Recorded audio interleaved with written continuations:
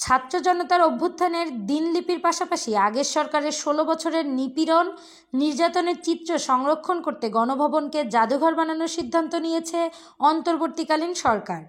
এই উদ্যোগ নিয়ে আজ সোমবার নিজের মত জানিয়ে সামাজিক যোগাযোগ মাধ্যমে ফেসবুকে একটি পোস্ট করেছেন বাংলাদেশ জাতীয় পার্টির চেয়ারম্যান ব্যারিস্টার আন্দালিব রহমান পার্থ।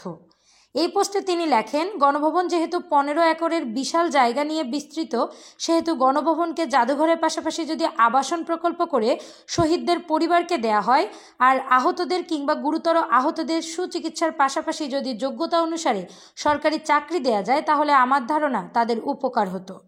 ইতিহাস বলে যারা আত্মত্যাগ করে তাদের আমরা স্মরণ করি, কিন্তু মূল্যায়ন করার জায়গায় মনোযোগী হই না।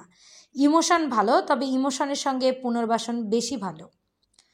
গতকাল শনিবার রাজধানীর শেরেবাংলা নগরে সাবেক প্রধানমন্ত্রী শেখ হাসিনার সরকারি বাসভবন গণভবন পরিদর্শন করেন শিল্প, গণপূর্ত ও গৃহায়ন উপদেষ্টা আদিলুর রহমান খান, যুব ও ক্রীড়া উপদেষ্টা আসিফ মাহমুদ সজীব ভুঁইয়া ও তথ্য ও সম্প্রচার এবং ডাক, টেলিযোগাযোগ ও তথ্য প্রযুক্তি উপদেষ্টা নাহিদ ইসলাম।